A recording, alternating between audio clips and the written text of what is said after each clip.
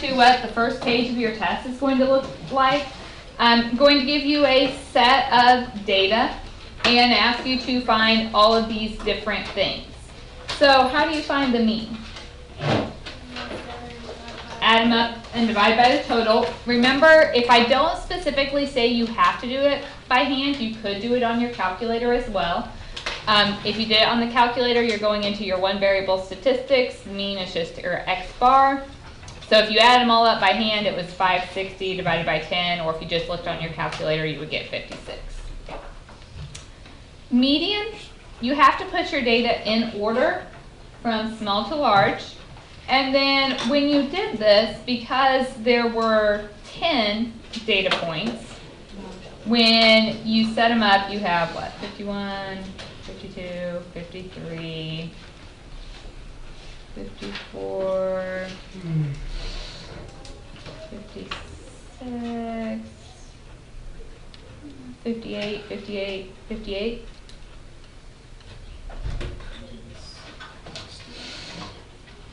Did I miss one?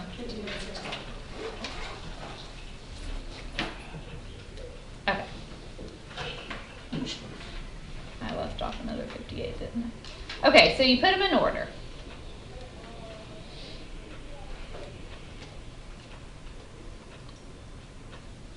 So the median would be in the middle. In this case, it would be right here, 5 points above and 5 points below.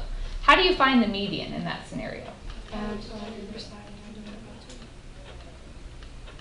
And you get 57, which is also what's given on the calculator if you did it that way. I was wondering for a second. I just looked at it. I'm like, there's not even a 57. Where did I get 57? What's the mode? Which one shows up the most? Your calculator does not give you that, so the only thing that was repeated on here was the 58. D, range. So straight off your formula sheet, high minus low gives us a range of 10. 5-number summary. So that's off your formula sheet. It's your lowest, quartile 1, quartile 2, or the median, quartile 3, and your highest. So my lowest point was 51. Quartile 1, if we look in this lower half of data, the middle point was 53. Median was 57. Quartile 3, that would be 58, and my high was 61. Those points are all also given on the calculator and right in order. It says max, Q1, M for median, Q3. I said max, I meant min, and then max at the end. All right, interquartile range is Q3 minus Q1. So 58 minus 53 is 5. Box and whisker, make sure when you do that, you put your scale underneath. So my lowest point is 51.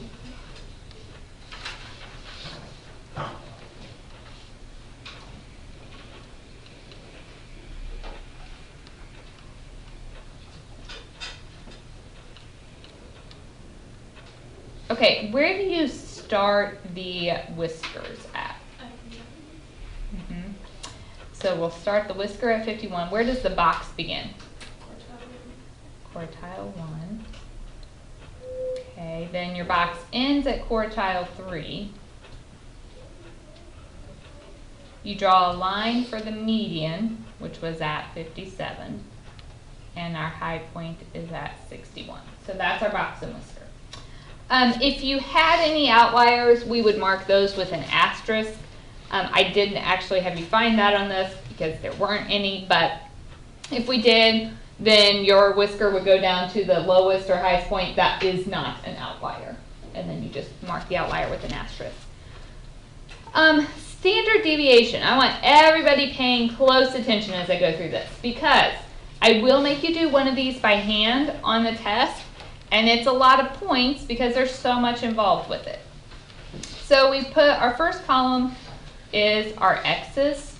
So you can list those in any order. I think I put mine in numerical order, but you could put them in the order listed. Then what was the next thing we had to do with that? You have to take x minus 3. And then for the third column, you have to? X minus 3. Okay. Everybody grab out your formula sheet so you know where to look for these things. and you know how to read these formulas.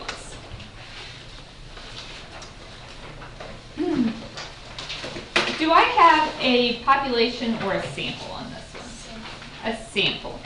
And that was kind of my fault. My question was not very clear if that was every test or not.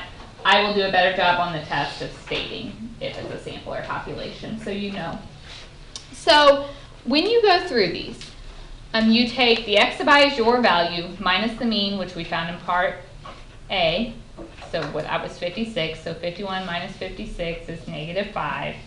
Squared is 25. I tried to give you reasonably nice numbers here so you could easily do that.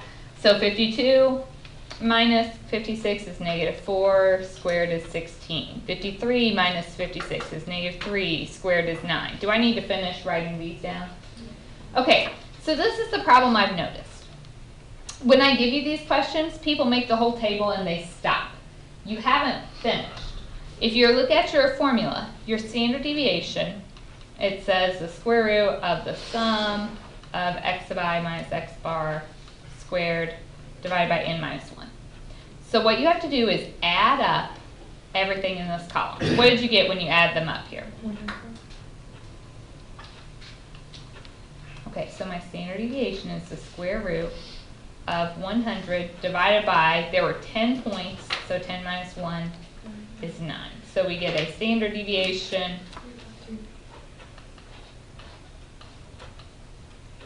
so make sure you finish the question and actually calculate that. Variance. Going through, I saw a couple of you left variance blank. You didn't know what you were doing.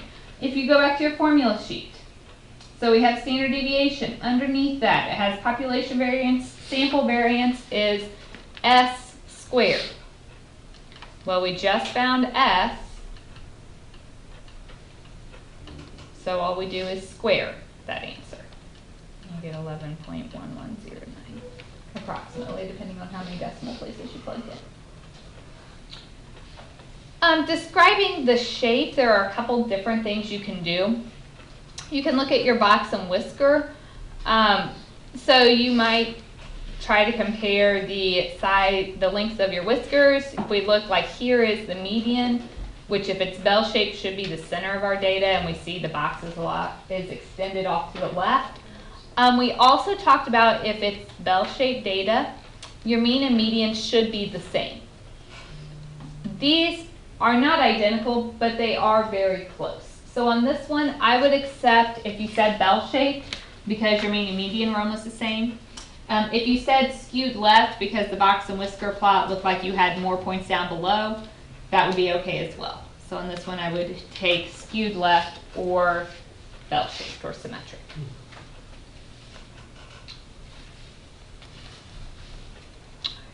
Is that one okay? All right. Number 2, I asked you to do on your calculator. Let's run through that real quick just to make sure everybody knows what they're looking at for data entered. Stat, calculate one variable statistics.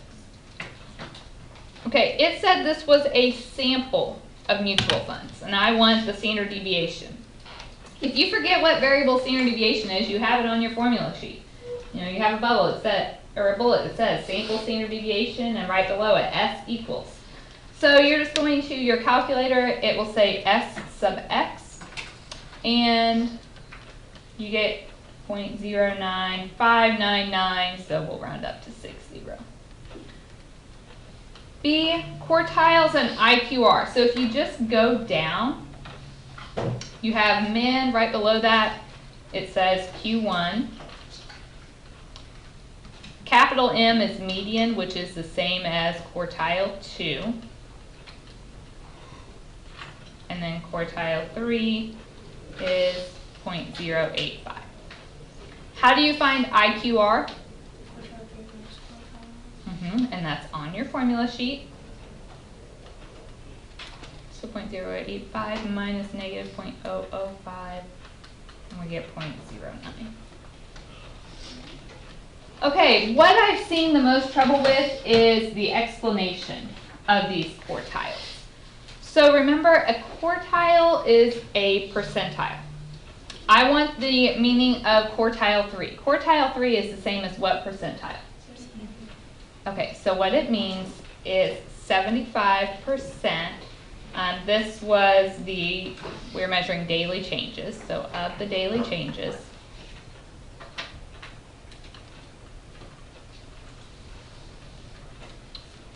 are, give me the value, 0.085 or below. Okay, so you have to use the percent, you have to use the value, and you're telling me that or below.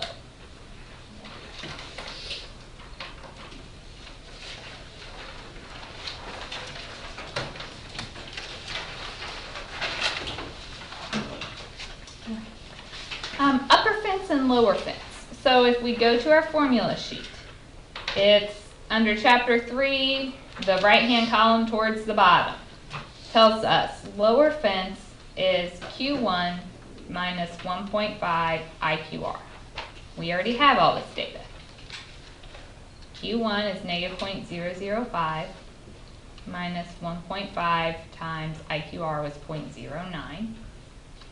And you get negative 0.14. The upper fence on our formula sheet says quartile 3 plus 1.5 IQR. So quartile 3 was 0.085 plus 1.5 times 0.09, and we get 0.22. All right, what are the upper and lower fence for? Outliers. It tells us anything smaller than the lower fence or bigger than the upper fence would be an outlier. So if you go back to your data, do we have anything smaller than negative 0.14? No. Do we have anything bigger than 0.22? Yes. So part E, the outlier, is 0.29.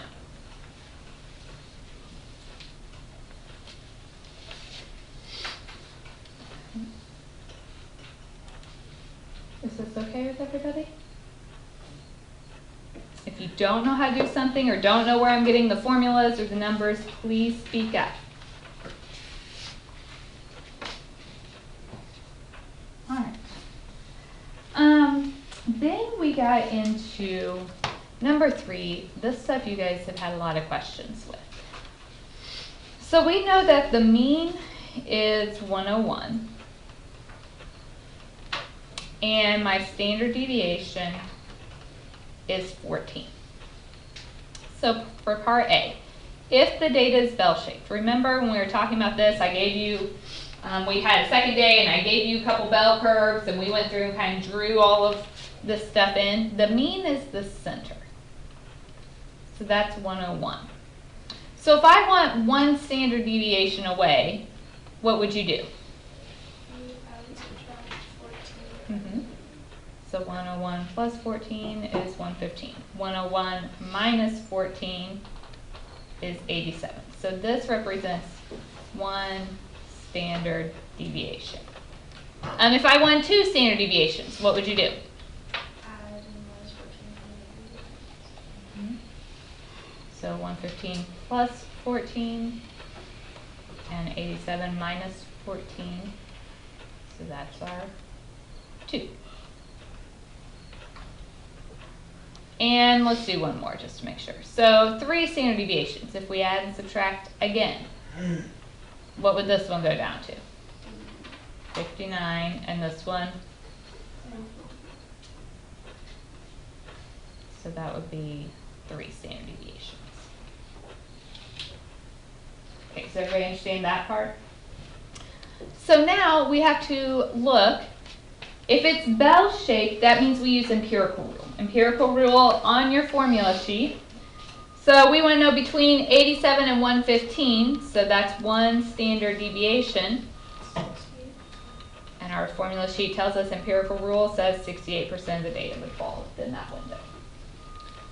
Part B says if nothing is known. If we don't know the shape, what do we have to use?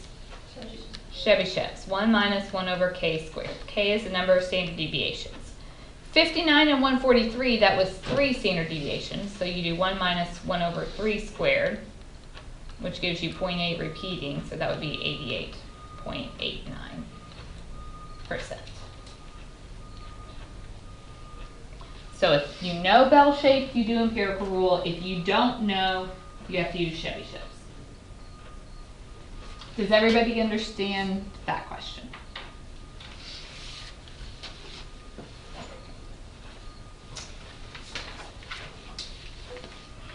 Then we got into a weighted mean question. And if you look on your formula sheet, weighted mean, it tells you that your mean is the sum of the weight times the x divided by the sum of the weights. Okay, that looks a little confusing. Let's try to make sense of that. So we have test scores. Those are like my x values. This says we have to take each value times its weight. How much is a test worth? 20%. 20%. So the weight is 20. The first score was 62. Second test, so tests are still worth 20. That score was 83. Third test has a weight of 20, and it's worth 91. If you did these as percents and did 0.2, that's okay. And I'll show you the difference here in a second. Okay, then we have the term project, so that's my next x value. And how much is the project worth? 25. So its weight is 25, and the x was 88. Homework is 76, and that was 15%. 15. So the weight is 15 times the homework score, which was 76. You divide this by the sum of my weights. So if we add these up, that's 60, 85, 100. If you use decimals here, so 0.2, 0.25, 0.15, when you add them all up, you get 1. So you would divide by 1. So then you just put this in your calculator, so you get 8,060 divided by 100. So 80.6%.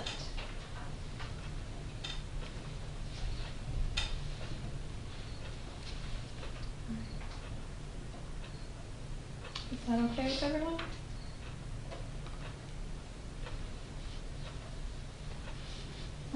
Number 5, we had z-scores. So on our formula sheet, it tells us our z-score is x minus x bar divided by standard deviation. So we're talking about two different tests. We have a geography test and a math test. So if I want the z-score for each. So on your geography test, what was your score? 62 minus the mean on the geography test was divided by the standard deviation for the geography test, 15. Make sure if you're putting all this in your calculator at once, you put the top in parentheses. That's one problem I saw on a couple of you. So then when we divide those, we get a negative 1.2. Why is it negative? What does that mean? You scored below average on that one. All right, for the math test. So your score on the math was 261. The mean of the math was 300. And standard deviation was 26. So we get negative 1.5. So again, we scored below average. I'm asking you, when did you do better? So both of them are below average. So better is less below average. So which one would that be? The geography test with a higher score.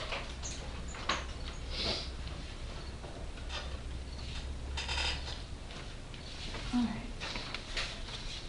Is that okay?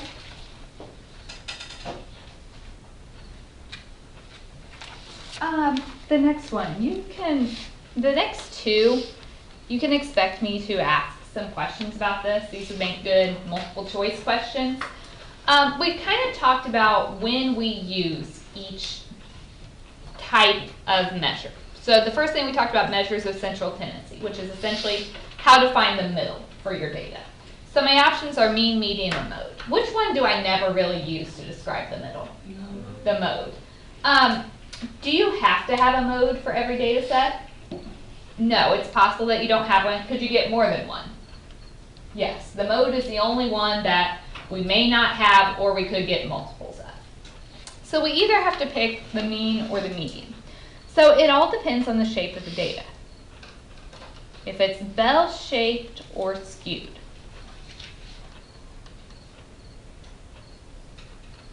So if our data is bell-shaped, what's the best way to find the middle? The mean. The mean is the most accurate. You know, when I say, what's the average test score, what comes to your head every time? The true average, right? Add them all up, divide by the number of scores. But what's the problem with the mean? If somebody is absent and I put in a 0, what does that do to my mean? It changes it a lot. And then is it really an accurate representation anymore? No. So we talked about how the mean really isn't resistant because one really high or low value changes it a lot. So if we know our data is skewed, the median would be better because it is resistant. One high or low value doesn't really change it a whole lot. Does that make sense? On the test, would it say like something about bell-shaped and skewed? Yeah, probably. Okay. So it would probably be a multiple choice type question. So I'd say if you have skewed data, which should you use to find the center or something like that.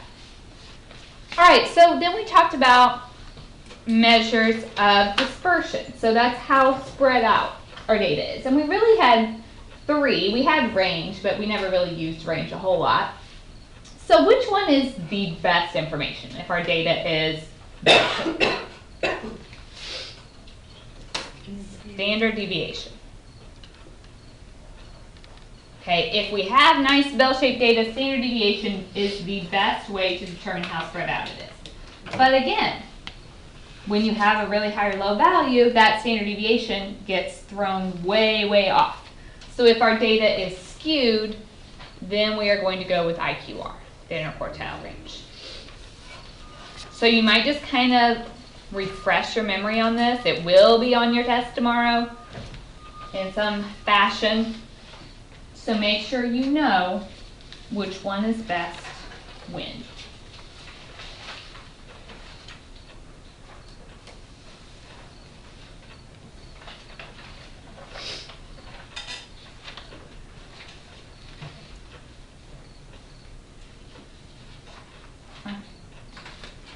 Is that okay? So then I had you comparing 2 sets of data. So let's try that. Let's take a second and enter those in our calculator. So put them into your L1 and L2.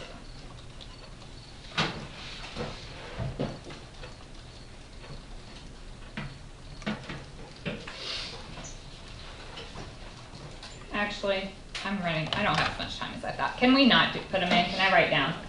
Okay. So when you put these in, you get for the first car, the mean is 223.47. For the second car, your mean is 229.2. All right, so we see the second car, it's a little bit higher. Keep in mind your mean on this is telling you how far you can drive on 10 gallons of gas. Okay, so we're talking about less than 6 miles. Is that really significant for 10 gallons of gas? Not really. You're talking about less than a mile per gallon difference. So while the second car is maybe slightly better, it's really not a drastic difference. The second thing we can look at is the standard deviation.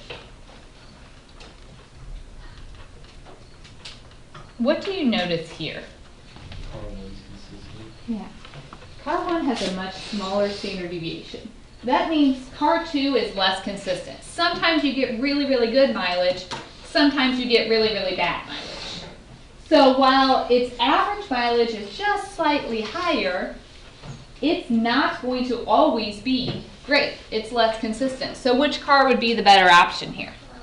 Car 1, because the mileage, there's not a significant difference, but standard deviation wise, it is going to be more predictable for you.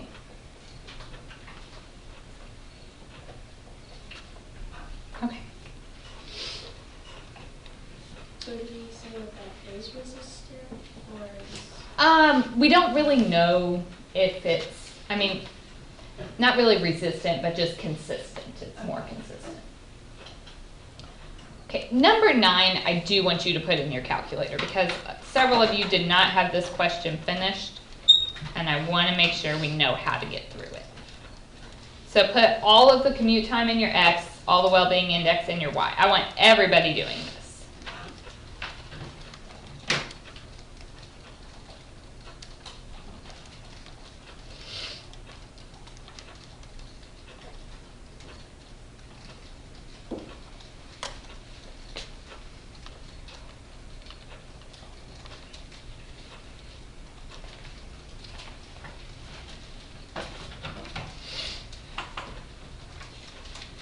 The first thing I ask you is to find the scatter plot. Unless I specifically said do it by hand, you could just give me the rough sketch from your calculator. So you go into second stat plot, number 1, make sure it's turned on to the scatter plot. Your X list should say L1, your Y list should say L2. And then we go to zoom number 9. Make sure everybody can get there. Look at this thing. Yeah, mine. Hit second quit. I think it depends on where your cursor is when you try to go into zoom. So then where do I put it? If you just, Like just basically if it's not on the X If list you or leave Y it list, on it should the work. thing, Yeah, if yeah, it's okay. up here, it should be fine. Okay, so everybody should have gotten something like this. All right, so then describe the relation. Is it linear or nonlinear, positive or negative? What does it look like? Yeah, this looks roughly linear. Would it be a positive linear or negative linear? Negative linear relationship. All right, C, correlation coefficient. So that one's kind of a pain to find by hand. I'm telling you to do it on your calculator. So you go to stat, calculate number 4, the linear regression. It should come up y equals ax plus b, give you a, b, r squared, and r. Correlation coefficient is r, negative 0.9805. I'm going to go ahead and jump down to F while I'm here because I've got it pulled up. So my equation, least squares regression line, is negative 0.0479x plus 69.0296.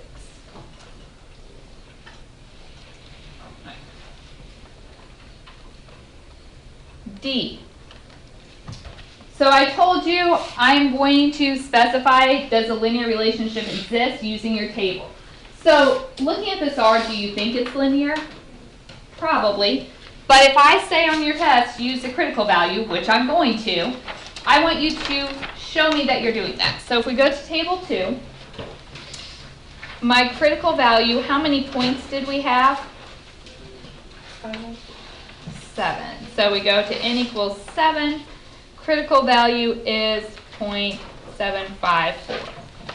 So remember, it's linear if the absolute value of r is bigger than your critical value. So is this linear? Yes. The absolute value of negative 0.9805 is bigger than 0.754. So this is linear. On your test, you would have to write down the critical value and then if it's linear or not. You don't necessarily have to tell me what makes it linear from that. All right, E. Coefficient of determination. So that's on your calculator. R squared is 0.9614. We've struggled a little bit with the interpretation, but if you go to your formula sheet Under chapter 4, the last bullet says the coefficient of determination, R squared, measures the proportion of total variation in the response. So we would say 96.14% of the variation. And the response here was the well-being index.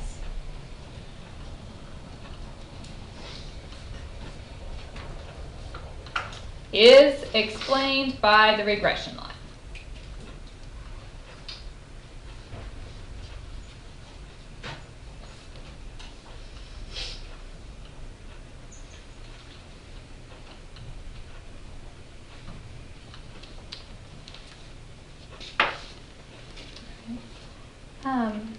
We did F. G is the interpretation. For the sake of time, I'm probably not going to write this out. We're just going to talk about it. So in your line, slope is y over x. My y was my well-being index. So it's saying your well-being index drops 0.0479 for every minute your commute time increases. The y-intercept, the 69.0296, hello. Okay. Huh? Bye. Maddie, we need in the office. The y-intercept tells you the well-being index if somebody has a 0-minute commute time. So if they have no commute time, their well-being index is 69.0296. All right, part H, how do you predict the well-being for a 25-minute commute time? What do you do? Plug 25 into your equation.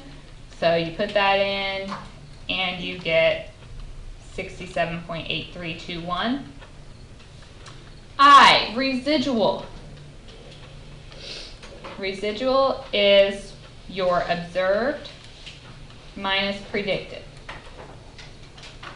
Right, that is from our formula sheet. Observed is what really happened. So if I go to my table at the beginning, when the commute time was 25, the well-being index was 67.5. Minus predicted is what we just got. So we get a negative 0.3321.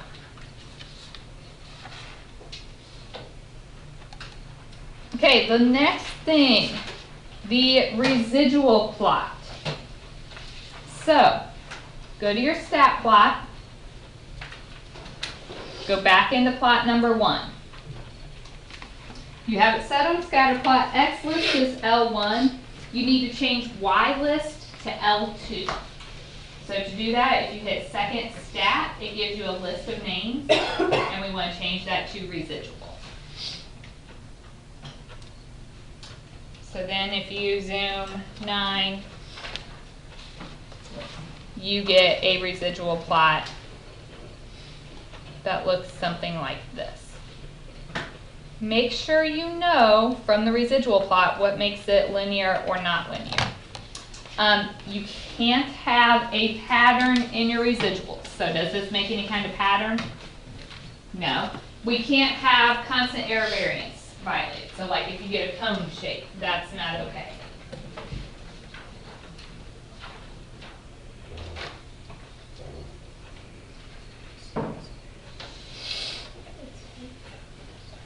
Did you run the regression line? Yeah, you have to run your regression line before the residuals will calculate. So that isn't violated. So this one is linear. We don't have any concerns here. We want no pattern. All right, number 10 says go back to our data and remove a point. So we're going to remove the 3571. Okay, so you can just, 3567.1. So if you delete those out, and then I want you to rerun the regression line. So calculate linear regression. We get a new line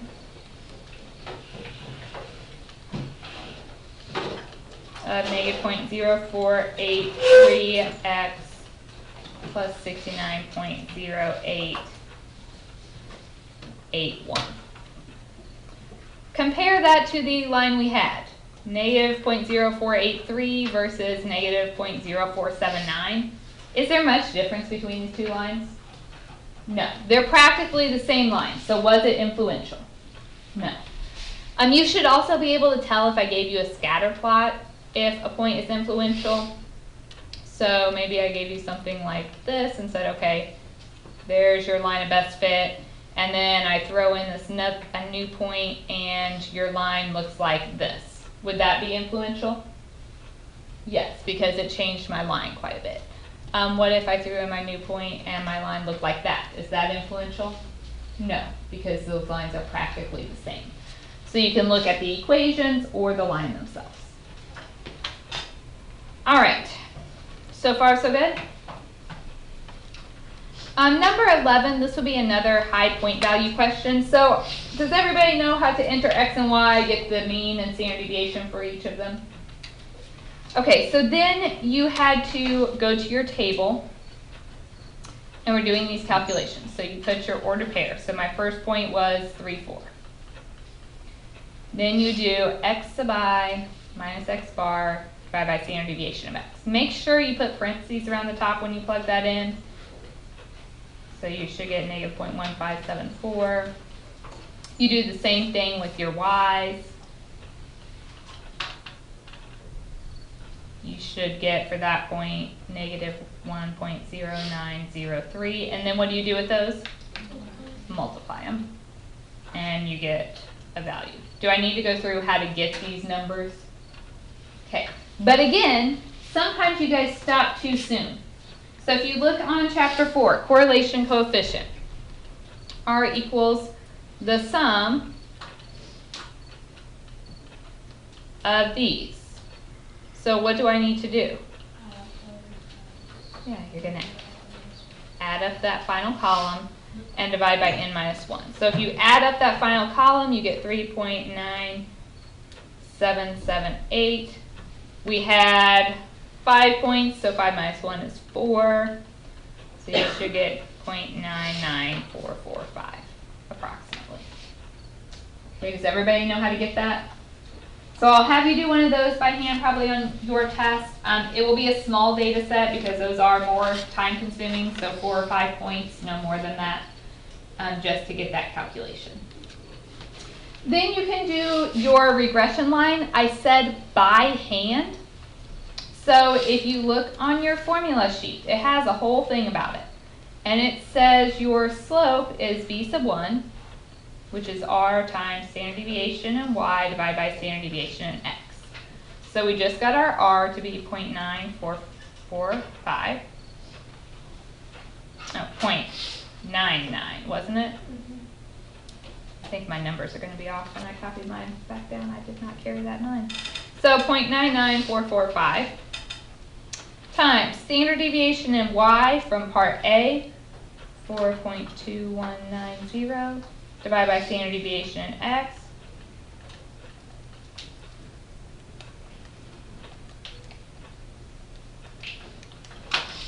and you get 2.0233. Y-intercept, it tells you, is y bar minus b sub 1 times x bar. So y bar was 8.6 minus our slope, 2.0233 times x bar. If I say to do this by hand, you better show me the work. If you don't show me anything, I will assume you got it off your calculator and did not do it by hand. So y equals mx plus b.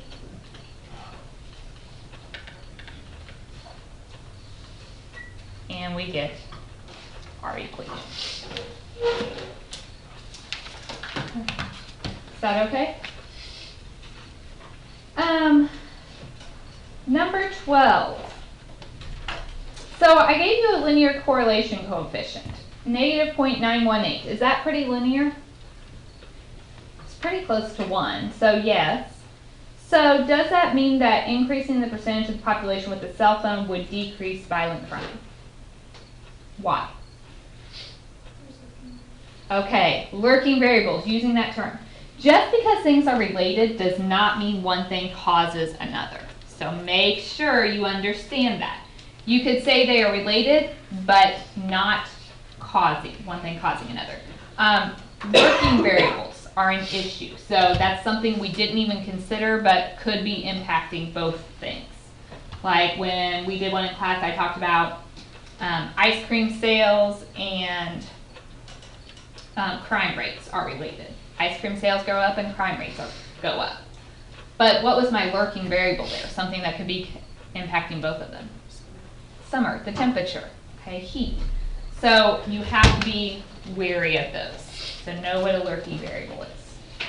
All right, looking at residual plots. So is A linear model? Yes, it did not violate any of the conditions. B, what's wrong with that one? Pattern. There is a pattern in the residuals. C, what does that violate? Constant error variance. D, what's wrong with that one? Outlier. Yes, there is an outlier there. Okay. We have just